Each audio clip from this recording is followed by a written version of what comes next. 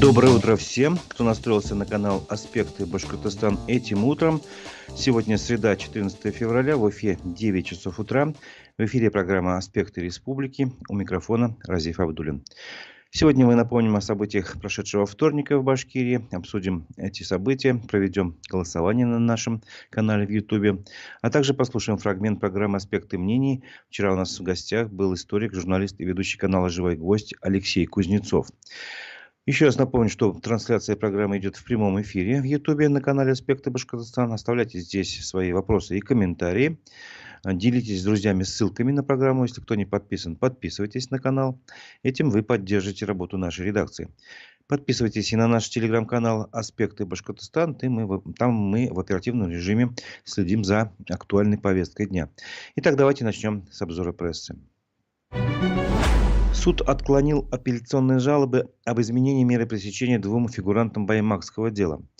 В СИЗО оставили отца 6 детей Айсувака Евгастина и Ильнуза Махмутова, у которого жена находится в декретном отпуске. Вчера суд отклонил апелляцию на арест Айсувака Евгастина и продлил ему этот арест еще на 2 месяца, сообщил Русньюз. А ранее его дочь сообщала, что его подвергали избиению. Евгастина обвинили в участии в массовых беспорядках по статье 212, часть 2 и посягательстве на жизнь силовика, сообщает издание. Арест Юнира Хисамиддинова, Ильназа Махмутова оставили тоже в силе. И поступают сведения о новых задержаниях. Можно об этом следить и на нашем телеграм-канале. Мы сообщим еще сегодня, наверное, после программы. По крайней мере, вчера уже такие сообщения вечером поступили, но вот мы их еще не успели перепроверить, поэтому я об этом сейчас не говорю, фамилии не называю. Вообще, баймакское дело, или некоторые, как СМИ называют его, башкирским делом, стало главной темой последних недель.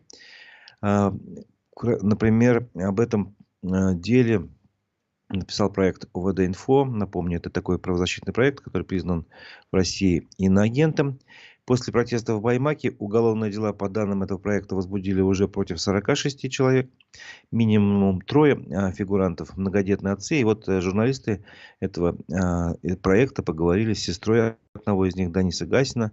Опубликовали такие карточки. Пару карточек я хотел бы привести, процитировать. Например, сестра говорит, что ее брат пошел к Баймакскому районному суду не для того, чтобы воевать или кого-то провоцировать. Он просто хотел успокоить людей и все время ходил где-то с краю. Не попал ни на одно видео из тех, что мы смотрели. Это вот цитата одна. И вторая. На суде родные Даниса предъявили документы, что у него на иждивении находится 6 детей, один из которых с инвалидностью. Этот ребенок нуждается в постоянной реабилитации. То есть его нужно возить постоянно на какие-то процедуры. А у жены Даниса есть заболевание, которое в любой момент может обернуться комой. Несмотря на это, Кировский суд Уфы арестовал Даниса Гасина до 17 марта. Вот такие сведения. Другое издание «Смола» опубликовало 3-й материал из трилогии о Башкортостане, который называется «Как я могу быть против власти, если я и есть власть?» Учитель стыдит главу села, а люди 6 раз репетируют сход, как выглядит башкирская общинность. И вот здесь как бы журналисты пытаются понять, почему именно в Башкортостане люди массово выходят на защиту гор, лесов, в общем, окружающей среды, и нередко добиваются результата. Вот, в частности, что интересно, они поехали в село Ишмурзино, собственно говоря, где и был один из массовых сходов таких граждан, где как раз и выступил Фаиль Алсынов. Напомню, его внесли в список экстремистов-террористов, и который за выступление на этом сходе его и осудили на 4 года за разжигание розни и вражды. И там журналисты попытались поговорить с местными жителями, но это им удалось как бы совсем плохо, потому что все это происходило под присмотром, большинство общений, разговоров с жителями села под присмотром местного председателя сельсовета, которого тогда на сходе граждане решили поменять. И, собственно говоря, как только они его видели, сразу люди уходили в себя, замыкались и не разговаривали. Кое-что, конечно, им удалось узнать. Тем не менее, они же еще общались и с другими людьми, в частности, с баймакскими активистами Ильсором Ильназаровым. Тансулу Аслаевой и Уралом Сакитовым, вот и эти люди как раз им как-то более откровенно ответили на их вопросы. В частности, на вопрос, почему у башкир все получается, Тансулу Аслаева сказала: потому что мы общинники, мы привыкли жить общиной. Если у нас человек кто-то строит дом, то он зовет других жителей на субботник, и мужики собираются со своим инструментом, поднимают дом. Вот. И постоянно устраивают субботники по уборке леса, по посадке деревьев. В общем-то, и здесь было то же самое, по мнению этой активистки. Все молчали. А когда чаша терпения переполнилась, народ поднялся. Когда наши люди поднимаются, они уже не останавливаются, говорит Тансулу. Вот, Ильсур Ильназаров тоже говорит, что исторически сложилось так, что люди активно протестуют. И почему вопрос? Из-за чувства ответственности за свою землю. Это и с точки зрения религии, и с точки зрения мифологии, и с точки зрения простого обывателя. Вот. И про себя он сказал, могу добавить, что он инвалид-колясочник.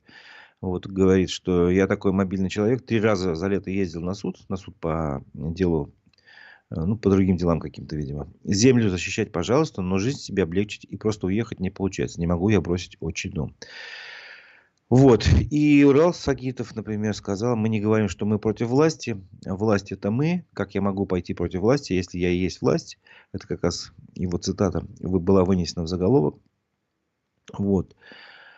И журналисты делают вывод, что, несмотря на то, что Фаиль Алсынов в колонии, десятки его соратников под уголовным делом, но очевидно, что это ничего не изменит для Башкортостана. Башкортостан выстоит даже сейчас, потому что люди здесь знают: вокруг их горы, их реки, их земля. А происходящее — это новое испытание терпения. Вот такой вывод сделали журналисты. Насколько он справедлив, вы сами можете свое мнение, так сказать, высказать. Можете в комментариях, кстати, высказать. Как вы считаете, это новое испытание, которое выдержат жители Башкирии? Другой интересный, вчера была публикация. Наша редакция опубликовала интервью Фаиля Алсынова. Напомню, он внесен в список экстремистов-террористов, которое он раньше дал на канале Ильяса Байгускарова, этому журналу-блогеру, в его проекте. Проект НГМ. НГМ — это интервью в переводе на русский. Вот, на Ютубе. Дело в том, что перевели это интервью на русский язык. Там есть субтитры. Теперь мы вставили их и, короче говоря, опубликовали полное интервью с полным переводом на русский язык. И желающим, кто захочет понять, кто такой Фаиль Алсынов, и в частности понять, кто такой Ильяс Байгускаров, напомню, который тоже был задержан. Его обвиняют, если не ошибаюсь, по 3 статьям. Вернее, по 2 статьям Уголовного кодекса. По организации и участию в массовых беспорядках и по совершению насилия, по-моему, так называется, в отношении представителей власти. Вот. И главная мысль, которую наша редакция подчеркнула из этого интервью, оно большое, 1:20. Понятно, что нужно спокойно смотреть. Вот. А так, выдержками можно процитировать. Вот главная мысль: если бы власть смогла найти общий язык со всеми нашими общественными деятелями, народу республики было бы намного лучше. Это вот Фаиль Алсынов говорил в интервью Ильясу Байгускарову. Он рассказал об истории становления башкирской общественной организации «Башкорт». «Башкорт», напомню, в 2020 году была признана экстремистской организацией, запрещена и ликвидирована. Вот. Но до ликвидации он рассказывает, как это все происходило. Мы стали созывать ЕЕНы, сходы граждан, в каждом районе, сказал Фаиль. И, к удивлению, в этих районах мужчины приходили тысячами. Поднимались все проблемы: экологические, алкоголизм, самогонный бизнес. И, в общем-то, после обсуждения совершалась какая-то практическая работа. Субботники, ограждение мечетей, кладбищ. В общем-то, вот такое происходило. Собственно говоря, в этом вот я лично не вижу никакой экстремистской деятельности. Ну, решали местные проблемы своими же силами, поднимали общественность. Вот. Но почему не состоялось такое, знаете, сотрудничество или взаимодействие власти местной, башкирской, республиканской с этой организацией, Фаиль Алсынов тоже рассказал. Хочу процитировать, чтобы здесь не ошибиться. Как только они пришли к власти, ну, имеется в виду команда Хабирова, то пригласили меня. Я встретился с Азатом Бадрановым, рассказал Фаиль Алсынов. Они в ультимативной форме сказали: если хотите и дальше вести деятельность, во-первых, надо, первое, поменять название организации Башкорт. Во-вторых, все свои мероприятия вы должны согласовывать у нас. И в-третьих, не поднимать вопрос о Куштау. И, конечно, я прямо спросил: вы с нами разговаривать пришли или ставить ультиматумы? Азат сказал: с вами никто не будет разговаривать. И вот с тех пор наши пути сильно разошлись. Ну и, собственно говоря, вот эта мысль, о которой я хотел подчеркнуть, а, о ней вот как раз Фарил Сынов и говорил. Я выхожу, чтобы защитить наши права, высказался он. Наши мероприятия организованы с мыслями о республике, о нашем будущем, потому что нам не все равно. Но из-за той политики, которая ведется в отношении нас, нам приходится выступать против власти. Если бы внутреннюю политику возглавили люди, которые понимают нас, мы бы не оказались в такой ситуации. Если бы власть смогла найти общий язык со всеми нашими общественными деятелями в решении различных проблем, а эти проблемы насущные, просто так не появляются, сели бы за один стол переговоров, обсудили, нашли направление, по которому стоит всем вместе работать, тогда народу республики было бы намного лучше. Конец цитаты. Вот. И вот как раз я бы хотел вот этот кусочек интервью по поводу того, как не состоялось взаимодействие власти и Башкорт, чтобы вы понимали, чтобы, на мой взгляд, как строилось общение, диалог так называемый с общественником. Видите, оно в ультимативной форме шло. То есть не было нормального общения. И, собственно говоря, это было до событий на Куштау, вот этот диалог состоялся. После этого пошла как бы э, другое направление деятельности. Прокуратура стала обнаруживать в этой организации признаки экстремизма. Суд встал на сторону обвинения. И, в общем-то, теперь организация не существует. Она признана экстремистской, еще раз напоминаю. Ну вот, чем они занимались, собственно говоря, вы видели, ну, по крайней мере, по словам Фарила Сынова, вот они занимались этим. Просто защищали права, какие-то местные проблемы решали. Но теперь это организация экстремистская. Вот, что из других новостей. Вчера состоялся вечер писем с политзаключенным в штабе в штабе башкирского Яблока в Уфе. Несколько человек туда пришли. И, собственно говоря, я хочу только прочитать оттуда. Там, когда вечер писем происходит, читают еще и письма тех, кому раньше написали, ответы, короче, получается. Вот, и был ответ Ильи Яшина, напомню, он тоже осужден и внесен, если не ошибаюсь, в список экстремистов-террористов. Вот. И тут буквально несколько слов. Спасибо за поддержку. Это очень воодушевляет и придает сил. Когда снова придешь на вечер писем, пожалуйста, передай от меня самые теплые пожелания его участникам. Вы, ребята, делаете важное и полезное дело. Это были слова Ильи Яшина тем, кто написал. И, собственно говоря, я знаю, что не только Яблоко занимается такими бюрократическим языком, мероприятиями, но и другие партии, например, Либертарианская партия, они, так сказать, тоже пишут письма. Вот. И, собственно говоря, это может сделать любой человек из тех, кто слушает сейчас эфир.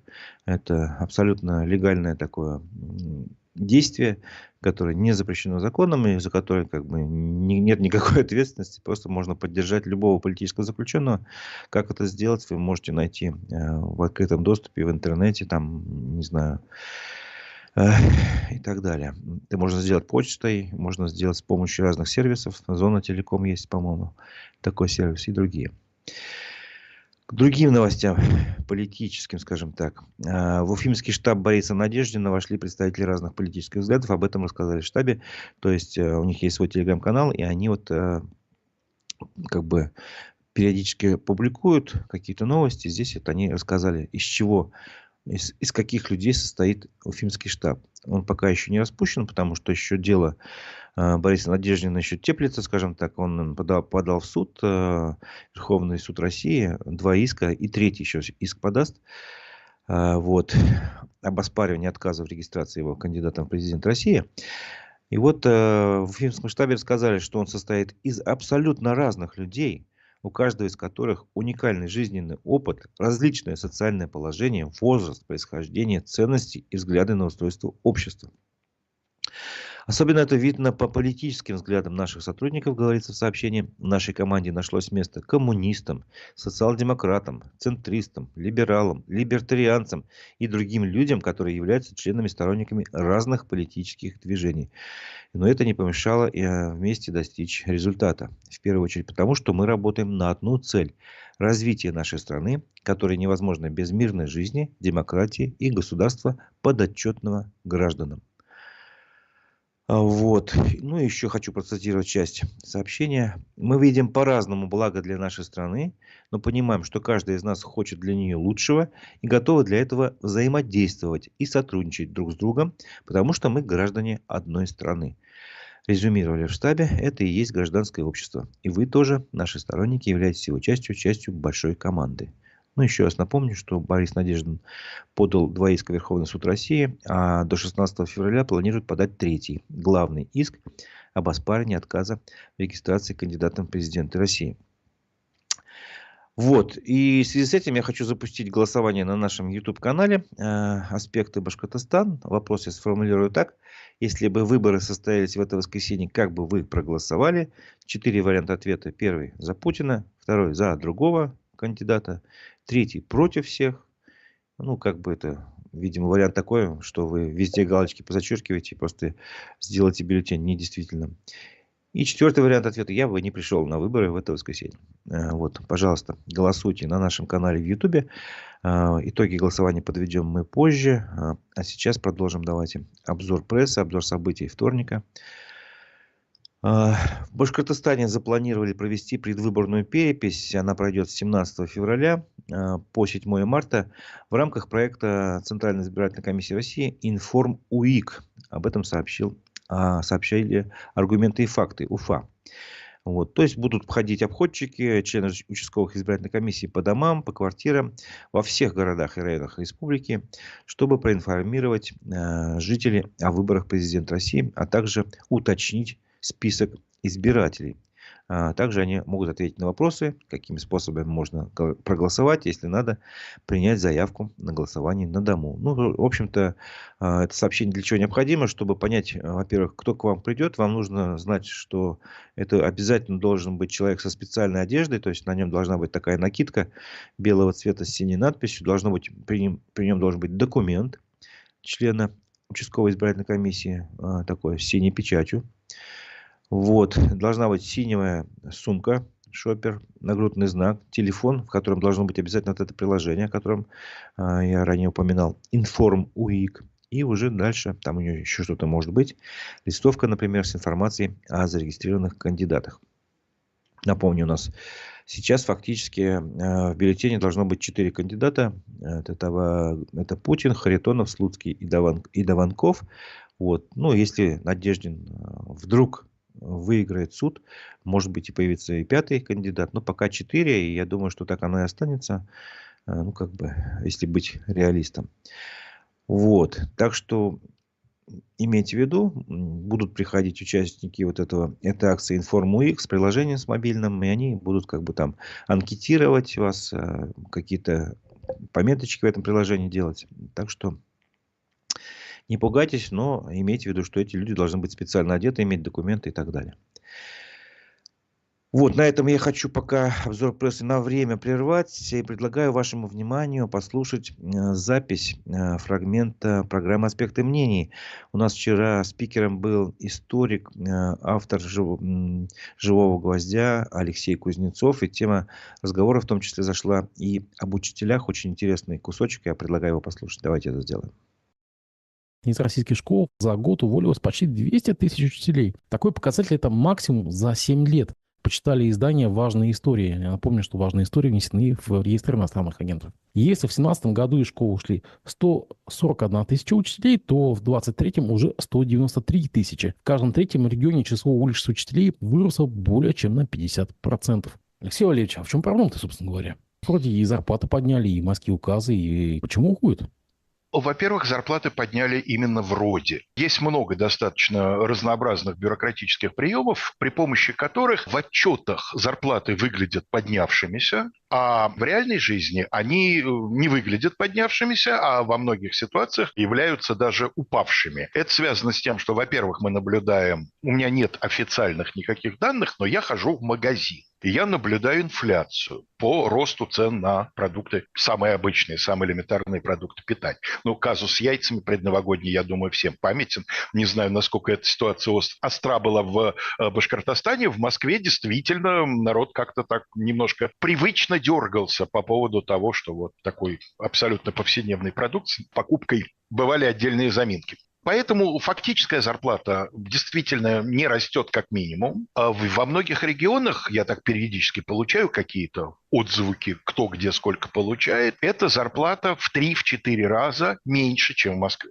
В Москве она терпимая, в Москве она сносная. Не бог весть что, но, по крайней мере, позволяет не видеть по углам признак голодной смерти. А вот в 3-4 раза ниже, когда 25-30 тысяч получает учитель, имеющий уже и стаж, и какие-то там ведомственные награды, и полную нагрузку, и все прочее. Это, конечно, совершенно невозможная ситуация. Кроме того, это как бы обеспечивает постоянный отток.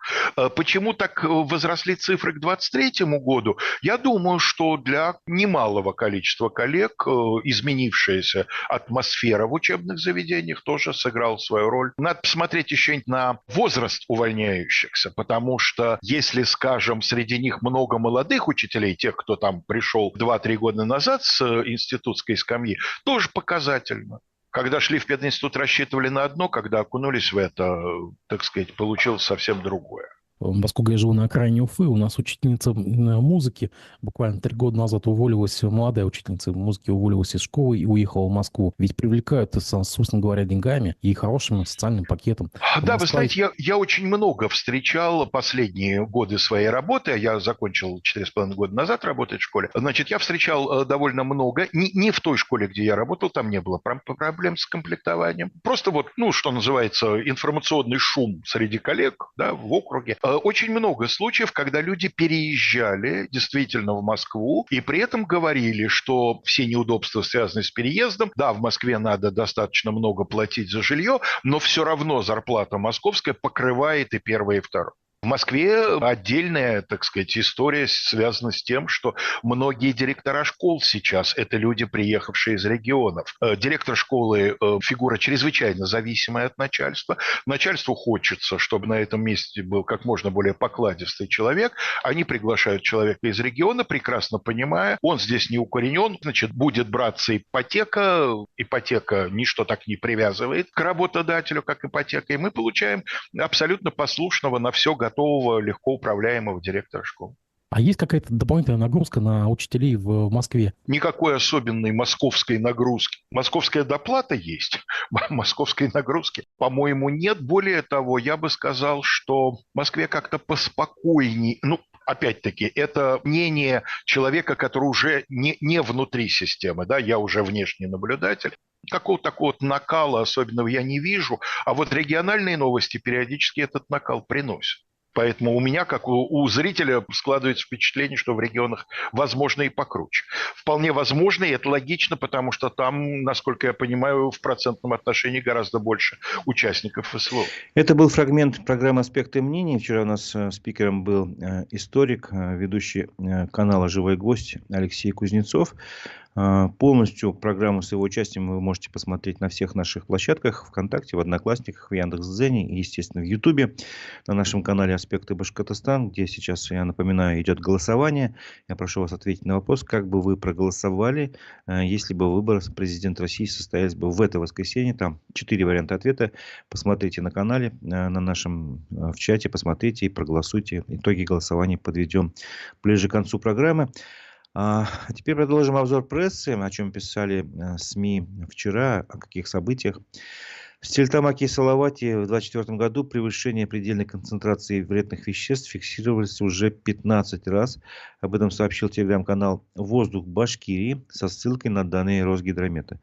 И приводятся данные по Стерлитамаку, какие превышения были, в каких числах, каких веществ. В общем-то, ну, тут, если все читать, это очень долго, но могу просто пару фактов привести. Например, изопропилбензол в Стерлитамаке превышение 29 января в 3,5 раза предельно допустимой концентрации.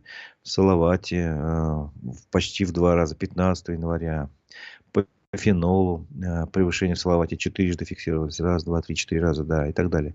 В общем, 15 раз в целом были в этих 2 городах зафиксированы превышения ПДК по разным веществам вредным. Вот. И телеграм-канал в связи с этим таким, знаешь, вопросом задается уже несколько лет подряд. В конце января Стерлитамак и Салават накрывает вонючий туман, а социальные сети заполняются видео с гневными комментариями горожан. Что это такое? Технологический процесс предприятий, особенности погоды в этот период, что-то еще или все вместе? Вопросов и предположений может быть много, но жители, люди, которые проживают в городах этого южного промышленного узла Башкортостана, недовольны качеством воздуха, а еще больше недовольны тем, что ничего в этой проблеме не меняется. Да. Вот. И, собственно говоря, несколько лет уже идет вот это вот такое. Ну, собственно говоря, люди чувствуют запах, не могут дышать, жалуются. Лаборатории отслеживают, выясняют, что есть превышение вредных веществ, и все, и на этом как бы тормоз. Хотя, с одной стороны, почти год назад на экологическом форуме в такой торжественной обстановке было подписано соглашение о снижении выбросов в Стерлитамаке и Салавате. Вот, и там, по-моему, 4-сторонние были соглашения между даже Минприроды России, этими предприятиями, и правительством, и Минэкологии Башкирии. Кажется, вот так, если не ошибаюсь. Вот. Так может нужно проверить реализацию этого соглашения вместо создания очередной межведомственной комиссии? Задается вопросом телеграм-канал «Воздух Башкирии».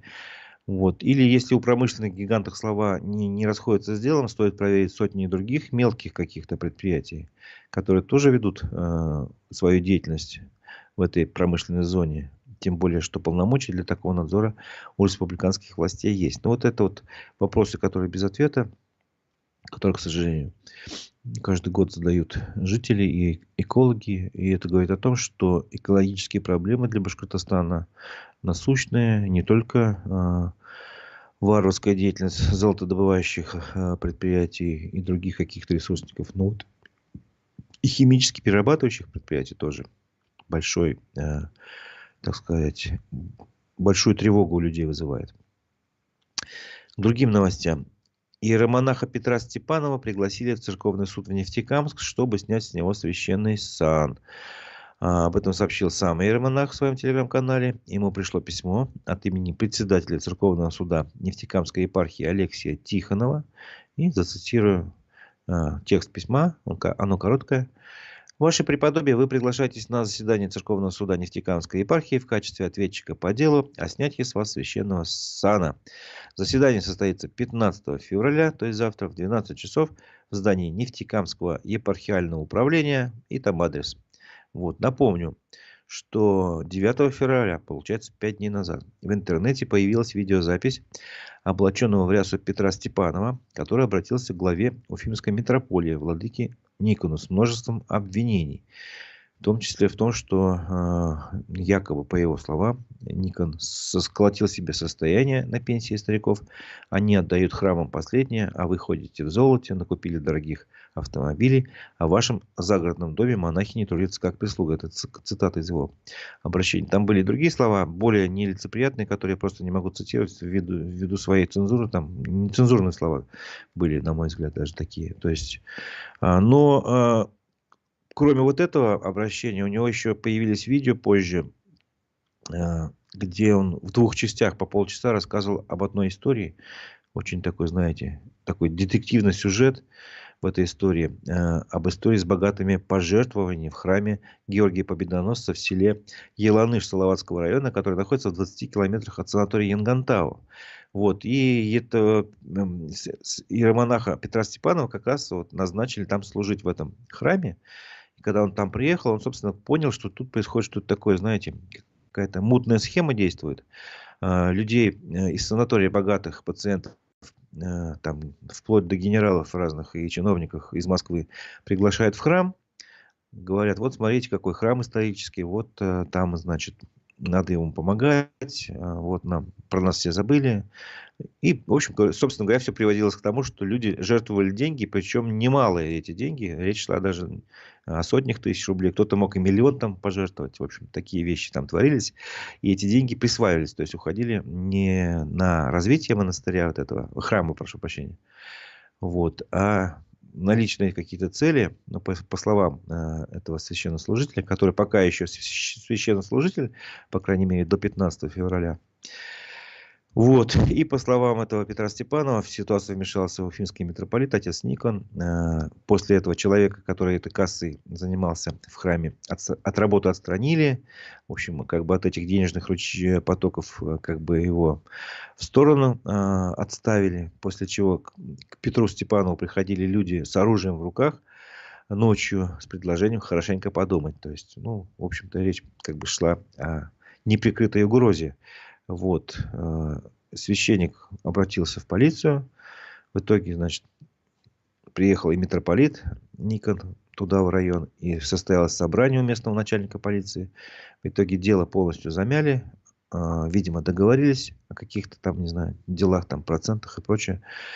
А священнику пришлось уволиться. Вот. И также этот Петр Степанов рассказывал в одном из видео, что он не захотел благословлять мужчин на отправку в зону специальной военной операции, когда служил уже в другой епархии, в Магнитогорске, где он сейчас находится, и, честно говоря, пока непонятно. Но вот редакции удалось с ним выйти на связь. Я напомню, что это было вчера в утреннем эфире «Аспектов». Можете посмотреть короткое интервью. Собственно говоря, про это дело с деньгами там ни слова нет, но тем не менее вот сам факт, что он достаточно подробно рассказал, об этом вы можете посмотреть на его канале.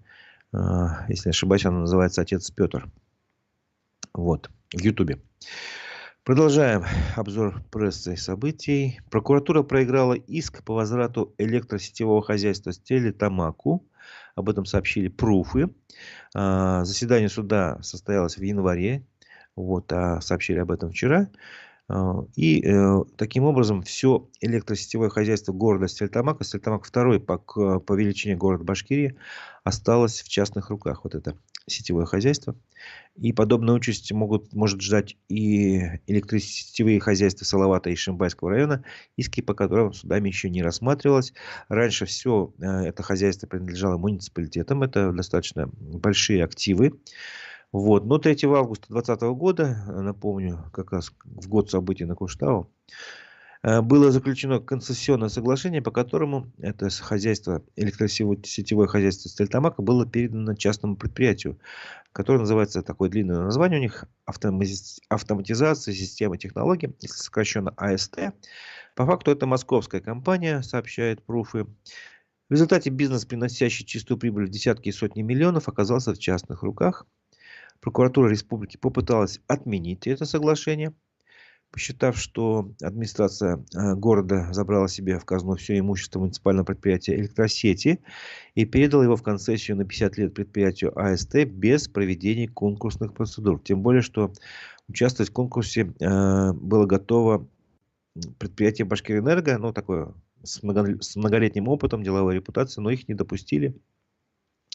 По мнению редакции Пруфы, по высосанным из пальца причинам не тот директор подписал документацию. Вот. И дело ушло в суд. Суд первой инстанции поддержал точку зрения прокуратуры. Вот. А апелляционный суд, наоборот, принял другое решение, что никакого нарушения не было, концессия законная. В итоге все перешло в кассационную инстанцию, и там прокуратура, значит, не смогла, видимо, защитить свою точку зрения, потерпела поражение. И теперь остался еще один шанс, правда. Это постановление арбитражного суда Уральского региона. Оно может быть обжаловано в судебной коллегии Верховного суда России. И, как сообщили в прокуратуре Башкирии, в настоящее время такой вариант рассматривается. Но вот о чем это говорит, вот эта ситуация, что огромные активы государства, электросетевое хозяйство, которое влияет на жизнь и деятельность города, находятся в частных руках. Может быть, в этом нет ничего плохого, может быть, есть, как бы не мне судить, но вот прокуратура увидела в этой сделке, в этом соглашении нарушение, и как бы суд первой инстанции с ними согласился, а дальше как бы уже по-другому все повернулось. И то же самое грозит и двум еще, там, Салавату и Шимбайскому району. И это все может повлиять еще на одно дело. Напомню, что глава администрации Салавата, если я не ошибаюсь, по фамилии Миронов, он находится под следствием как раз по такой же сделке. Вот, его обвиняют, что он как бы воспользовался служебным положением и передал эти активы в частные руки без конкурса. Вот, если ну, как бы все дело так и закончится, то его могут, видимо, либо смягчить ему обвинение, либо вообще освободить и снять обвинение, поскольку если суд признает, что все было законно, то, конечно, к ним какие могут быть претензии. Вот, но активы будут в частных руках. А к чему это может привести? Вот такие вещи, когда, скажем так, имущество, которое влияет на жизнедеятельность граждан, переходит в частные руки, а эти частные руки вдруг оказываются какими-то недобросовестными, скажем так. Об этом говорит следующая новость. В Уфе прокуратура утвердила обвинительное заключение по делу о ненадлежащем обследовании дымоходов и вентиляционных каналов, повлекшем смерть двух лиц. Уголовное дело в отношении технического директора и сотрудника предприятия «Генезис» было направлено в суд, сообщили в прокуратуре Башкирии. И эти сотрудники и директор обвиняются в выполнении работ или оказании услуг, не отвечающих требованиям безопасности, а также причинении смерти по неосторожности двум и более лицам. Ну, напомним, по версии следствия, что же происходило.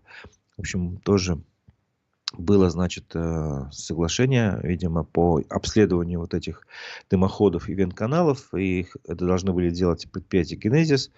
Но в период с апреля 2017 по декабрь 2021 года, ну, практически 4 года, контролеры-печники с ведома своего руководства и по его указанию составляли подложные обходные листы и акты обследования жилых помещений. То есть они ничего не делали, а составляли только бумаги, что они проверили все, типа безопасность соблюдена.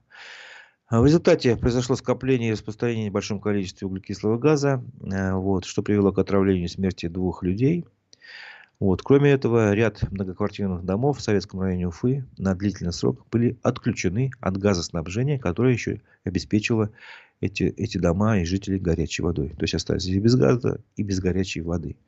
Ну вот, как бы пример, как люди, собственно говоря, ну, происходит иногда, к сожалению, такое недобросовестное отношение к своей работе, и даже люди гибнут. Вот. Вы очень активно комментируете. Спасибо вам большое. Сегодня 14 февраля. Всех с праздником любви. Любите и будьте любимы. Невозможно к этому обращению не присоединиться. Все-таки в наше время, видимо, только любовь единственное, что может спасти. Мнение по поводу событий в Баймаке. Все было спланировано заранее, чтобы выявить активное население Башкирии и изолировать. Вопрос такой. Зачем? Ответ очевиден.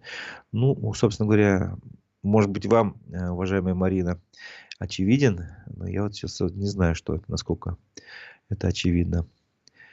Вот. Много учителей ушли в администрации городов и районов, рулят там так, что, боже мой. Ну, возможно. Отец Петр не смог больше равнодушно наблюдать несправедливость.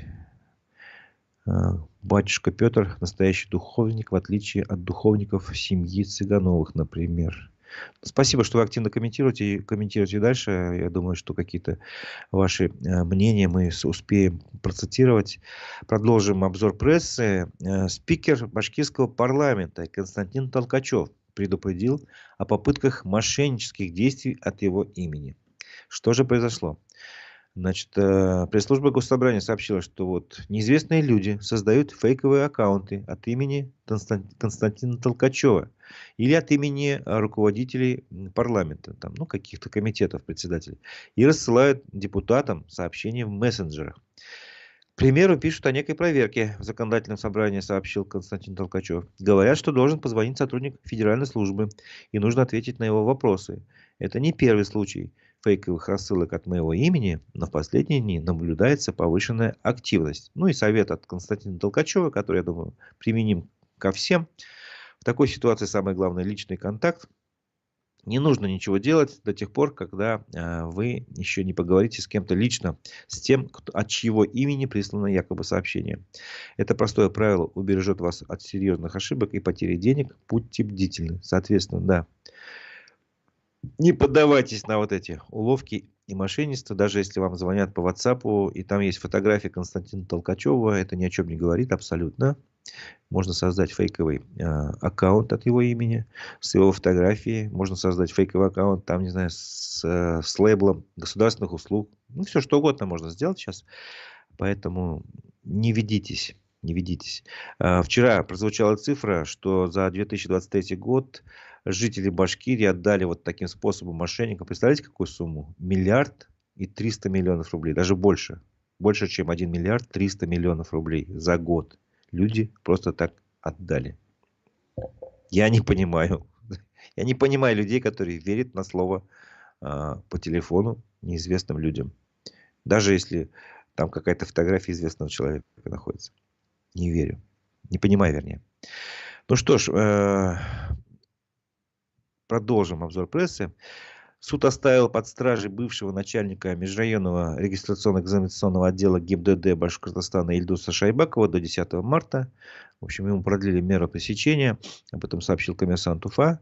Напомним, Ильдус Шайбаков, такой вот начальник, у него еще были заместители и еще 5 сотрудников. Их, обвинили в получении взяток за выдачу водительских удостоверений без сдачи экзаменов и создании преступного сообщества. Ну, собственно говоря, они брали взятки за вот эти удостоверения в размере от 14 до 40 тысяч рублей.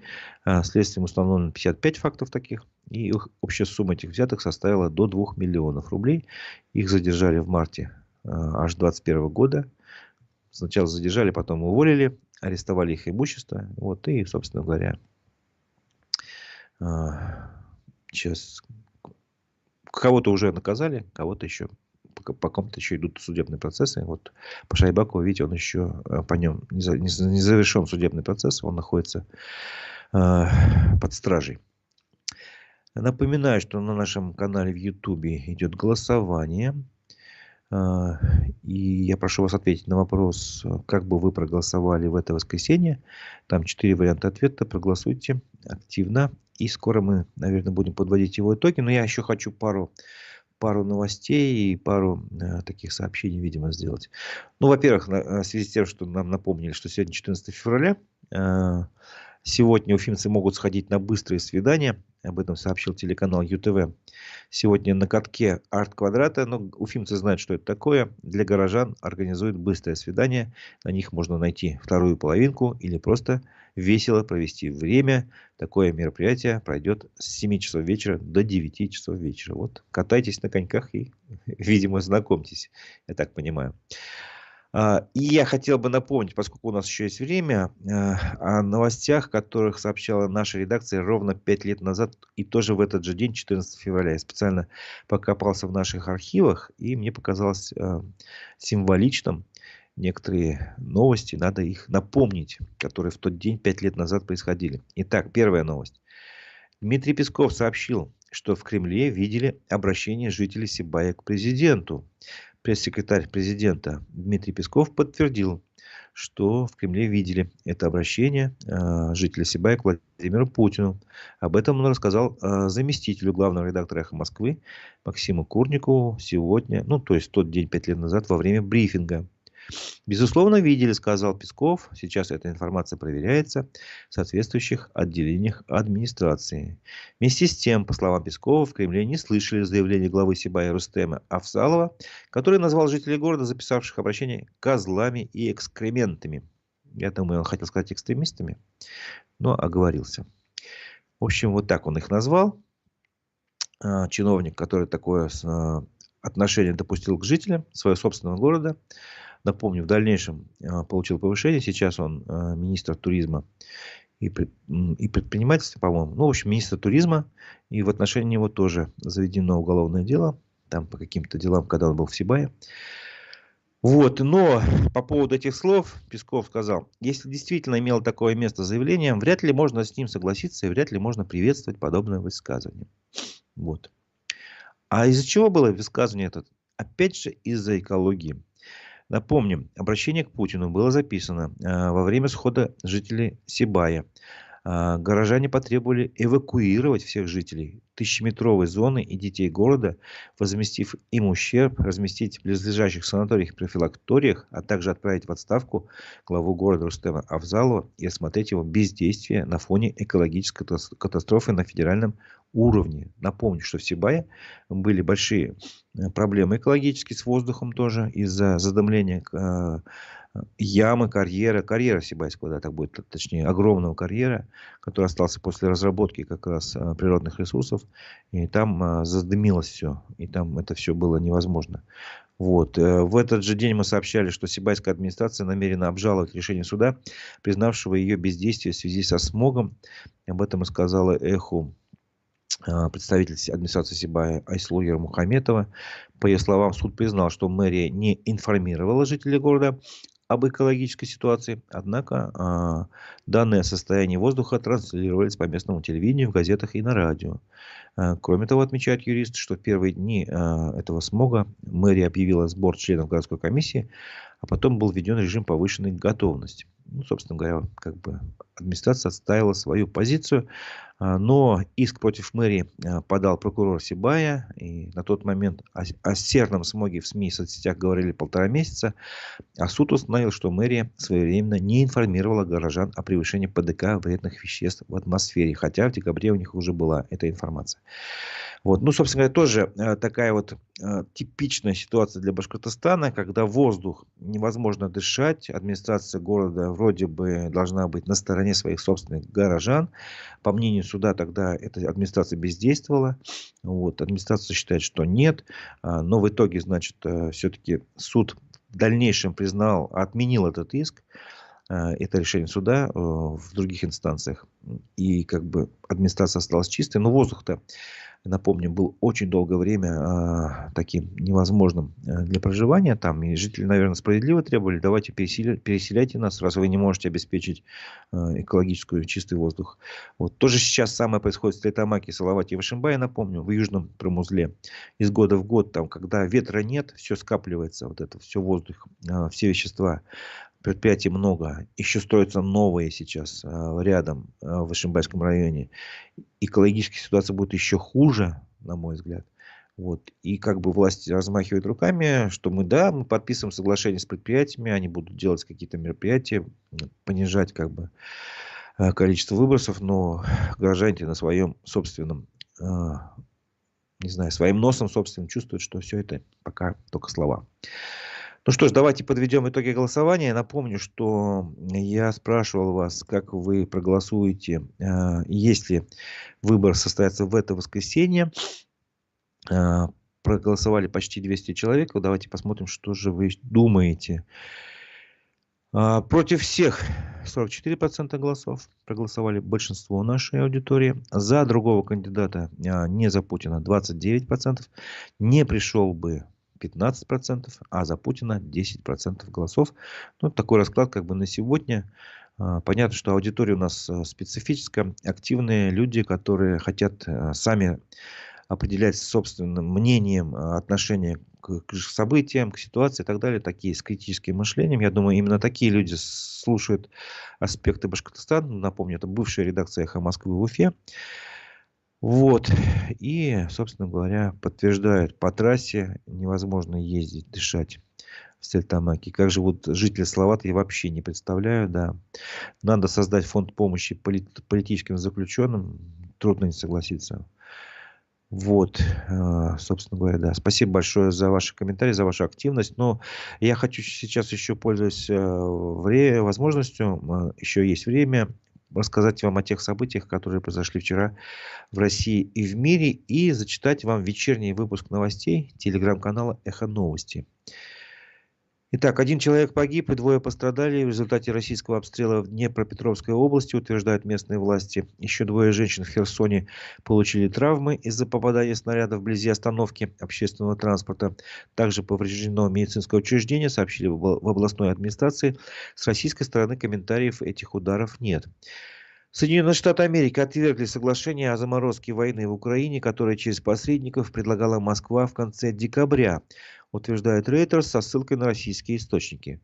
Кремль, Госдепартамент США и Белый дом отказались от комментариев, однако неофициально представитель Вашингтона напомнил, что переговоры о судьбе Украины могут вестись только при участии Киева. Президент США призвал Палату представителей срочно одобрить законопроект о выделении средств для поддержки Украины и Израиля. По словам Джо Байдена, цена бездействия растет с каждым днем. Ранее инициативу одобрил Сенат, но спикер Нижней палаты Конгресса Майк Джонсон обещал не выносить документ на голосование.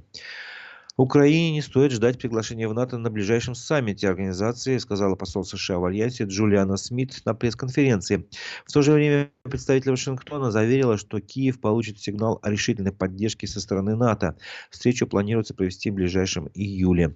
Почти 50% танкеров, попавших под американские санкции из-за перевозки российской нефти, перестали участвовать в ее транспортировке, рассказывает агентство Bloomberg.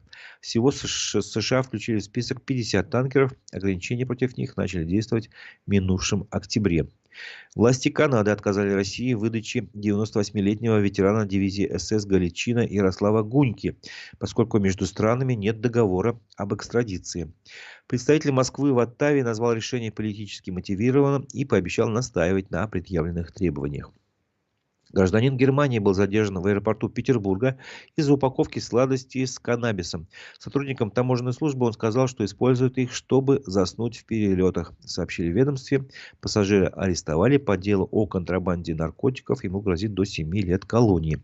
Это был вечерний выпуск новостей телеграм-канала «Эхо Новости». На этом наша программа завершается. Но я хочу напомнить, что через час буквально в 11 часов будет программа «Аспекты мнений», куда мы пригласили Тагира Вахитова. Тагир Вахитов достаточно интересный человек. Это бывший диктор телеканала БСТ. В разгар событий на Куштау в 2020 году он уволился из работы из-за несогласия с освещением событий на Куштау со стороны гостелерадиокомпании. Потом он баллотировался в депутаты Госдумы в 2021 году. В общем, мы поговорим и о ситуации в Башкортостане, и вспомним, наверное, о событиях Куштау и об этих выборах в Госдуму, как он там участвовал. Я думаю, будет достаточно интересный разговор, так что подключайтесь в 11:00 на канал «Аспекты Башкортостан». А я с вами на этом прощаюсь. У микрофона был Разиф Абдуллин. До новых встреч в эфире.